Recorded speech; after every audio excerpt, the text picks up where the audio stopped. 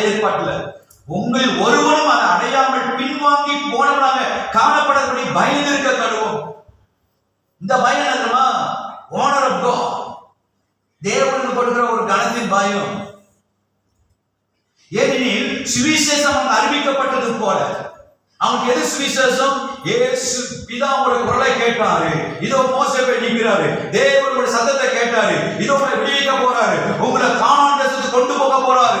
அதுக்கான அடையாளங்கள் அவங்க எகிப்தில் இருக்கும்போது 10 வாதைகளை ஆண்டவர் செய்தார். ஆண்டவர் உன் பேர் என்ன? I am who I am. நான் இருக்கிறவரா இருக்கிறது போய் சொல்லு. ஆபிரகாம் கொடுத்த வாக்குத்தத்தத்தை நிறைவேற்றப்படும் சொல்லு. அவங்களுக்கு ஒரு வாக்குத்தத்த தேசத்தை ஆயத்தம் என்று சொல்லு. சூப்பர்நேச்சுரல் நடக்கும். அன்னைக்கு அதுதான் அவங்களோட சுவிசேஷம். இனிமே அடிமைத்தனத்தின் வாழ்க்கையில நீங்க மீட்கப்பட போறீங்க.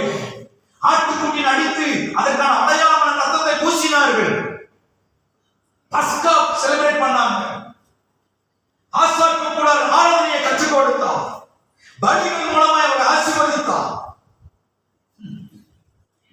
என்ன செஞ்சிட்டாங்க? அறிவிக்கப்பட்டது போல நமக்கும் அறிவிக்கப்பட்டது. நமக்கு என்ன சுவிசேஷம்? இயேசு கிறிஸ்துவே சுவிசேஷம். அவர் ரட்சிப்பே நமக்கு சுவிசேஷம். அவர் ரத்தமே நமக்கு சுவிசேஷம். அந்த ஆட்டுக்குட்டி ரத்தம், இங்க ஆட்டுக்குட்டியோட ரத்தம் சொல்லி முடிக்கிறேன். நமக்கு அறிவிக்கப்பட்டது. கேட்டவர்கள் சொல்லுங்க, கேட்டவர்கள் விசுவாசம் இல்லாமல் கேட்டபடியால் அவங்க கேட்ட வார்த்தை வசனம் அவருக்கு பிரயோஜனமா இருக்கவில்லை. கேட்கறதுதான் பிரச்சனை. ஏன் பின்மாற்றத்துல போறோம்? எங்க கேட்டேன், எதை கேட்டேன், எப்படி கேட்டேன், யார் கேட்டோம், கேட்டவங்க என்னத்துக்காக சொல்றாங்க, இவங்க சொல்றது நம்மளுடைய விசுவாசத்துக்கு ஏதுவா இருக்குதா? கவனமா இருக்கு. உங்ககிட்ட ஒரு கதை வந்து சொல்றவங்க உபவாசம் எடுத்து 3 நாள் ஜெபம் பண்ணி அப்படின்னு சொல்ல மாட்டாங்க. கொஞ்சம் பாருங்க என்ன ஆவியில இருக்கிறாங்க. விசுவாசத்திலாகிய நாமோ அந்த இளைப்பாறுதல் பிரவேசிக்கிறோம். அவருடைய கிரியைகள் உலக தோற்றம் முதல் முடிந்திருந்தும் இவர்கள் தன்னுடைய இளைப்பாறுதலில் பிரவேசிப்பதென்று என்னுடைய கோபத்திலே ஆணையிட்டேன் என்றார். பழைய ஏற்பாட்டுக்கும் புதிய ஏற்பாட்டுக்கும் 5வது குறிப்பு, நாம் பின்மாற்றத்தில் போவதற்கு ஒரு காரணம் வழிவிலகி போகிற இறுதியும், கடினமான இறுதியும், அவிசுவாசமான பொருளாத இறுதி. இந்த இறுதி இருந்தா நம்முடைய ஆட்டிடியூட், நம்முடைய பிஹேவியர், நம்முடைய கேரக்டர், குணாதிசயம் எதிரமா இருக்கும். எப்போது பார்த்தாலும் தேவனுக்கு எதிராக அவர் கோபப்படுத்தக்கூடியவர்களாக, மறுபடியும் பாவம் செய்யக்கூடியவர்களாக, ரிபேலியன், கீழ்ப்படிய முரட்டாட்டம் பண்ணுகிறவர்கள். ரிபேல் பண்றவங்க எப்பவுமே கீழ்ப்படிய மாட்டாங்க. நீ என்ன சொல்றது, என்ன சொல்றது? அவிசுவாசம் இந்த 3-4 சுபாவம் இருக்கும். மனசு ரொம்ப முக்கியம். என்ன சூழ்நிலை வந்தாலும், என்ன பரீட்சை வந்தாலும், என் இறுதியும் உங்க மேலதான் ஆண்டவர். உங்க இறுதியம் எங்க இருக்குன்றத நீங்க போடுற தசமாகத்துல தெரியும், சபா ஆராதனைக்கு வர்றதுல தெரியும், ஊழி செய்யறதுல தெரியும், ஒரு ஆளை மன்னிக்கிறதுல தெரியும், விட்டு கொடுக்கறதுல தெரியும், ஒரு ஆளை அன்பு காட்டுறதுல தெரியும். உங்க மனசு எப்படி இருக்கு? ஆளு உயரமா இருக்கிறாரு, சிறப்பா இருக்கிறான்னு உடனே சாமுவேல் ஒரு பெரிய தீர்க்க தரிசனா உடனே போய் அபிஷேகம் பண்ண போடுறாரு. இவன் இல்ல. சம்மா வரான், சும்மாவே போறான். இவன் இல்ல. 8 பிள்ளைங்க என்ன ஒண்ணுமே வரல. அப்படிதான் இருக்கு பேருங்க சம்மா. அவ பேரு சம்மா தான் வருவாரு. ஒருத்தனே இல்லை. அவளுக்கு அதை தாவி சாமனுக்கு ஒரே சந்தேகம். ஐயா ஈசாயி வேற பிள்ளைங்க இருக்கிறாங்களா? அவங்க பேசுற இவன் இல்லை. வரத்தான் இருக்கிறான், வீட்டுல இல்ல, அவன் காட்டுல ஆடு மேய்ச்சிட்டு இருக்கிறான்.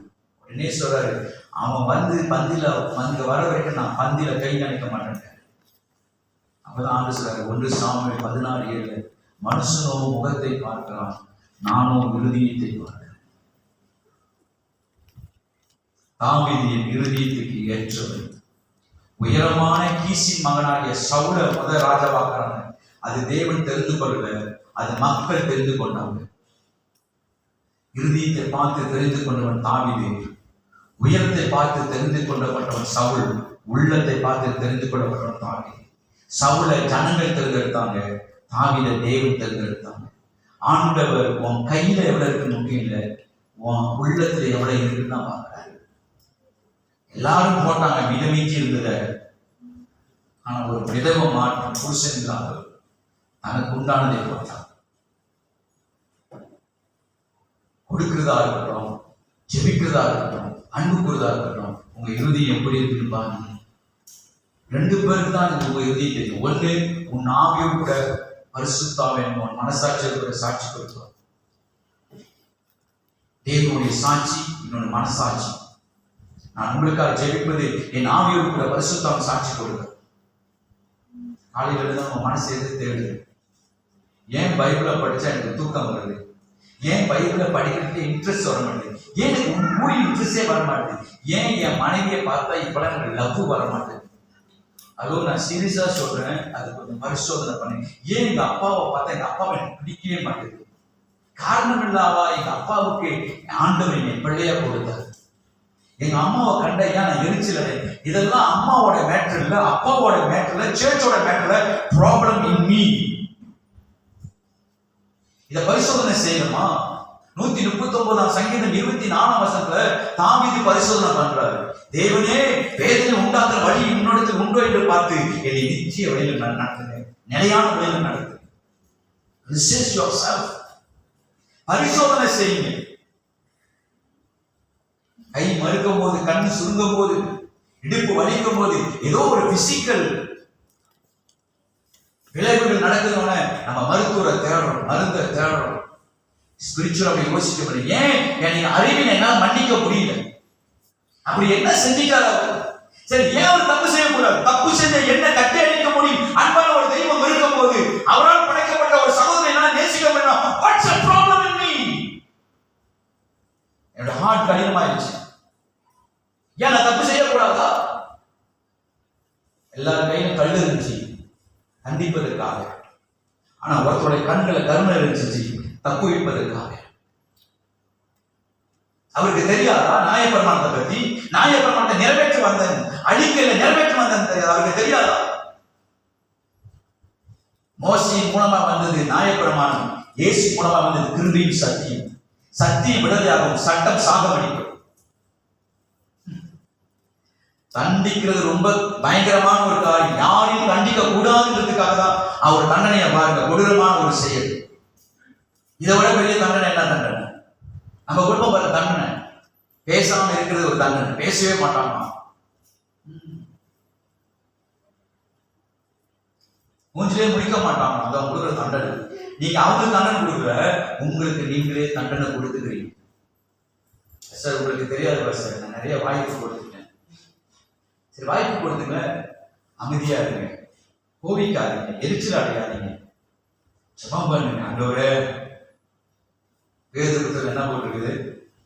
எல்லாரும் மனம் திரும்ப வேண்டும் என்று வருகிறவர் அவர் தாமதிக்கிறார் என்று சிலர் எண்ணுகிறது போல எண்ணாமல் எல்லாரும் மனம் திரும்பன்னு சொல்லி அவர் நீதிய பொறுப்போடு காத்துக்கிறார். ஏன் நம்ம இயேசு வர நீங்க தாமதிக்குது? எனக்கு தெரிஞ்சு நான் சின்ன பிள்ளையில இருந்து பாக்குறேன். எனக்கு விவரம் தெரிஞ்ச நாளையில நம்ம டிஜி தினகரன் ஐயா அவங்க பெரிய ஒரு ஊழியர் தேவ மனுஷன் பேசுனார். இயேசு சீக்கிரம் வருகிறார் அப்படி சொல்லி இருக்கிறாரு. இப்ப கூட சமீபத்துல ஒரு ரிங் டோன் இருக்கு, அவர் குரல் தான் வரும், இதோ நான் சீக்கிரம் வருகிறேன். எத்தனையோ ஊழியர் இயேசு வருகிறார், இயேசு வருகிறார், ரட்சர் எடுக்கணும்னு சொல்லிட்டு இருந்தேன். ஏன் தெரியுமா? இன்னும் அவர் வரல. அவர் இன்னும் அன்புள்ளவராக, நீடிய பொறுமையா இருக்கிறார். இன்னும் திரும்ப வேண்டும், இன்னும் மனம் திரும்பணும். என் ஜனங்க யாரும் அழிஞ்சு போக கூடாது. ஏன்னா அப்பாவோட உள்ள என்னது? ஒருவரும் கெட்டு போகாமல் எல்லாரும் நிச்சய ஜீவன் அடைய வேண்டும் என்பதற்காக தன் ஒரே குமாரன் கொடுத்து இவ்வளவாய் அன்பு கொடுத்தாங்க. தயவுசெய்து அவர் அன்பை இடம் போடுறாங்க. மனசு அவரோட திரும்பி இருக்கு. உங்களை யாராச்சும் வந்து வாணிப பிள்ளைங்க சொல்றேன், சந்தை மச்சான் பூநாளான்னு சொல்லிட்டு ஒரு பூவை கொண்டு நின்னானா, நான் காதலிக்கிறோம், நீ காதலிக்க முடியுமான்னு கேளு. நான் ஒருத்தரை காதலிச்சுக்கிட்டு இருக்கேன், இல்லைன்னா 15ஆவது மாதிரில போய் நின்று இப்ப நீ காதலிக்கிறது உண்மையா இருந்தா சூசைட் அட்டன் பண்ணு. ஏன்னா நான் காதலிக்க என்ன சொன்னாரு? தன் ஜீவனுக்காக, தன் நண்பனுக்காக ஜீவனை கொடுக்கறத விட மேலான அன்புன்னு சொல்லி ஜீவனை கொடுத்தாரு. இந்த நான் ஒருத்தரை காதலிச்சுட்டு இருக்கிறேன், என்னோட உசுறு அவருதான்.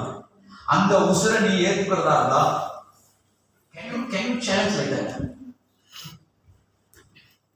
இல்ல பிரச்சனை, கல்யாணம் பண்ணி திருத்திடுவோம் பஸ். அவனை திருத்துறதுக்கெல்லாம் திருமணம் இல்லைங்க.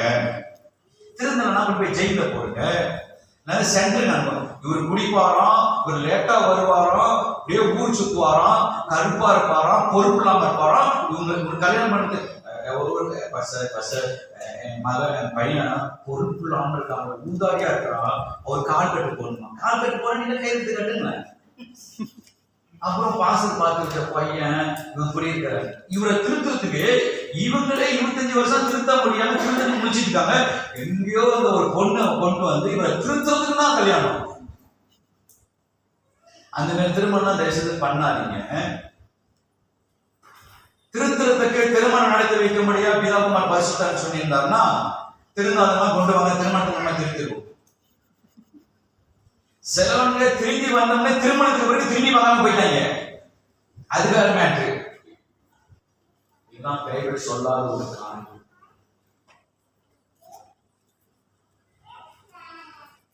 மனசுதான் மனசுதான் மன்னிக்க முடியல, விட்டு கொடுக்க முடியல. இனிமேல் இயேசு வேணும். வழிகளுக்கு போகிற இறுதியும் கடினமான இறுதியும் அவிசுவாசமான கொள்ளாது. மனம் திரும்புங்கள்.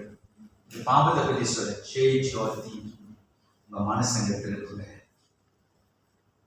மனசை திருப்புறதுக்காகத்தான் எலியா வானத்துல இருந்து அக்னியை கொண்டு வந்து குந்தி குந்தி நம்ம ஜன மனசை திருப்பினார். ஆண்டவர் உங்க மனசை திருப்புறதுக்கு அவருடைய அன்பை காட்டுல மேலான ஒண்ணு. சிலுவையை பார்க்கும் போதெல்லாம் அவர் சிந்தின ரத்தத்துக்கு முன்பதாக அன்பு இல்லை. மெடிடேட் பண்ணுங்க சிலுவின் அன்பை. எந்த சூழ்நிலை வந்தாலும் ஆண்டவரே அன்பை விட்டு என்னை பிரிக்க முடியாது. அந்த வசனத்தை நான் வாசித்துட்டு நான் சொல்லிக்கிறேன். ரோமர்கள் நிருபத்துல தேவனுடைய அன்பை ருசித்த அவரு சொல்றாரு. ரோமர் 8ஆம் அதிகாரம்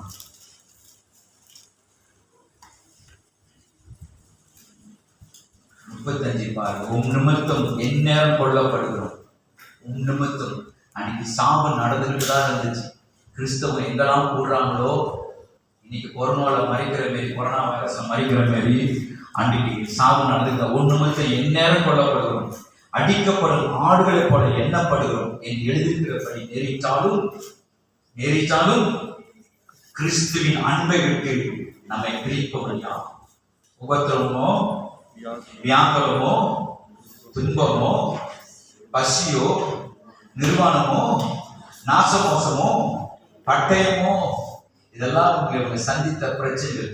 இதுல ஏதாவது ஒண்ணு சொல்லுங்க. இதுல ஏதாவது ஒண்ணு, ஒருவேளை இது இருக்கலாம், துன்பம் இருக்கலாம் நமக்கு. அப்புறம் பசி கூட நம்ம தான் ஃபுட் பண்ணாலும் கால் பண்ண வந்தது. பசியில கூட நம்ம கஷ்டப்படல. நாசம் மோசமும் இல்லை. பட்டயம் இருக்கா பாருங்க. காய்கறி வெட்டுறதுதான் பட்டயம் வெட்டணும். யாரும் நம்ம கழுத்தை வெட்டல. இந்த ஒன்னே ஒண்ணுதான் இருக்குது. எனக்கு தெரிஞ்ச உங்களுக்கு எது தெரிஞ்சா பாருங்க. துன்பம் இருக்கும். இவை எல்லாவற்றையும் நாம் முற்றிலும் நம்மில் அன்பு கூறுவராலே முற்றிலும் ஜெயம் கொள்கிறோம். இதெல்லாம் இருக்குது எங்களுக்கு. ஆனா என்னை லவ் பண்ற ஒருத்தர் இருக்கிறாரு, என்னை அன்பு கூறுறதுனால நாம ஜெயிக்கிறோம். அதெல்லாம் ஜெயிக்கிறாங்க அப்படின்றது. மரணமானாலும் ஜீவனானாலும் தெய்வ தூதரனாலும் அதிகாரனாலும் வல்லமையினாலும் நிகழ்காலமோ வருங்காலமோ உயர்வானாலும் தாழ்ந்தானாலும் வேற எந்த சிருஷ்டியானாலும் நம்முடைய கர்த்தராகிய இயேசு கிறிஸ்து இயேசுவுள்ள தேவனுடைய அன்பை விட்டு நம்மை பிரிக்க மாட்டாது. தேவனுடைய அன்பை விட்டு, கிறிஸ்துவின் அன்பை விட்டு யார் பிரிக்க முடியும்? என் இயேசுவின் அன்பிலிருந்து எதுதான் பிரிக்க முடியும்? அன்புன்றது இறுதிய சம்பந்தமான, உள்ள சம்பந்தமான, மனசாக முழுசாக கொடுத்துருக்கு. முழுசாக கொடுத்துருக்கு. அந்த அன்புகளை வந்துட்டு நம்ம வம்பு பண்ண மாட்டோம். நிறைய பேர் அந்த அன்புல வாழணும். இன்னைக்கு பின்மாற்றத்துக்கு கடந்து போறது நாட் பாஸ்டர், நாட் பாஸ்டர் அம்மா, not church leader, not situation சூழ்நிலைகள்ல என்னுடைய வேற என்னே இருக்குது. கசப்பு இருக்கா அனிதா? அப்பா கிட்ட சொல்லுங்க. நின்று ஜபம் பண்ணும்போது அப்பா என்னால் முடியலப்பா, எனக்கு முடியல, என்ன செய்யறதுனே தெரியலப்பா, எனக்கு உதவி செய்யுங்க. நான் இந்த காலத்தை பார்க்கும்போது நான் ரொம்ப ஆத்திரமா இருப்பா, எனக்கு உதவி செய்யுங்க, உங்க மனசை தாங்க. இன்னைக்கு கூட காலை தான் ஜெபம் பண்ணேன். பரிசுத்தாவியை பெற்றுக்கொண்ட சவுலுடைய இருதயத்துக்கு ஆண்டவர் வேலை பற்றி கொடுத்தார். 1 சாமுவேல் 10:9 நினைக்கிறேன். பரிசுத்தாவியை பெற்றுக்கொண்ட உடனே சவுலுக்கு தேவன் விருதி கொடுத்தார். இருக்கிறது சொல்றேன், நீங்க உங்க இருதயத்துல இருந்து அவங்க முடியாது. நீங்க கேளுங்க, அப்பா எனக்கு அந்த இருதயத்தை கொடுத்தாப்பா, என்னை ஜெபம் பண்ணாதான் தெரியும். ஜெபம் பண்ணும் போது யார் மேல மனந்தாங்க அவர் வந்து கண்டுபிடிக்க ஆண்டு நீங்கிறாரோ இல்லையோ வந்து நிற்பாங்க. அவங்களை மன்னிங்க, இதை தாங்குற பலம் போட்டு பொறுமையா இருக்கு, பலருங்க, சிரிப்பை சகிச்சு அவரே நினைச்சு கொள்ளுங்க. எதிரே மாட்டாங்க இல்லைன்னா நீங்க ஸ்ட்ரகிள் பண்ணுவீங்க. அவங்க இருக்கிற இடத்துல நான் வரமாட்டேன், அவங்களோட நான் படுக்க மாட்டேன், அவங்களோட சாப்பிட மாட்டேன், அவங்களோட உட்கார மாட்டேன், இப்படி போயிருக்க மாட்டேன். அதுக்கு முன்னாடி யாரு? சைத்தான் கை பச்சா, அவர் பேசுவாரு, பாஷா மீறி பேசுவாரு. பாத்தியா மறைக்கிறாங்க, பாத்தியா நீ கிட்டியா, நீ இருந்தியா, உண்மையா என்ன அவர் சொல்லிட்டே இருப்பாரு. ஆஃப் பண்ணுங்க ஆவியானுக்கு சத்தத்துக்கு. ஆமென். கர்த்தர் நல்லவர். கற்றுக்கொண்டீங்களா? வழி விலகி போயிடாதீங்க. இறுதியத்திற்கு எழுதி நிற்போமா? இறுதியத்திற்கு